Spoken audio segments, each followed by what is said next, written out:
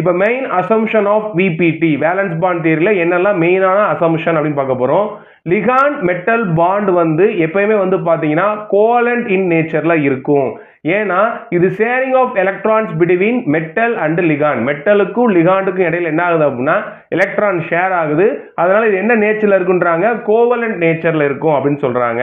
Next point பாருங்க, each ligand should have at least one filled orbital containing a lone pair of electrons. உன்ன ligand அப்படின்னு சொல்றோம் அப்படின்னா அதுல குறைஞ்சபட்சம் ஒரு லோன் பேர் ஆஃப் எலக்ட்ரானாவது இருக்கணும், அப்பதான் அதை லிகாண்ட் அப்படின்னு சொல்லுவோம் அப்படின்றாங்க. அடுத்த பாயிண்ட் பாருங்களா, in order to accommodate the electron pairs donated by the ligands, the central metal ion present in a complex provide required number, that is coordination number of vacant orbital.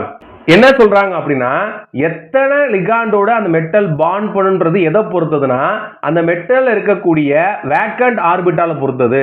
அப்ப அந்த metal எத்தனை vacant orbital வச்சிருக்கோ அத்தனை ligand வரும். அதான் என்ன சொல்லுவாங்க அப்படின்னா கோஆர்டினேஷன் நம்பர் அப்படின்னு சொல்லுவாங்க. இது நம்ம ஏற்கனவே தெரியும், வெர்னர் தியரியில பார்த்துருக்கோம், எல்லாத்தையும் எக்ஸ்பிளைன் பண்ணியிருக்கோம். சரியா?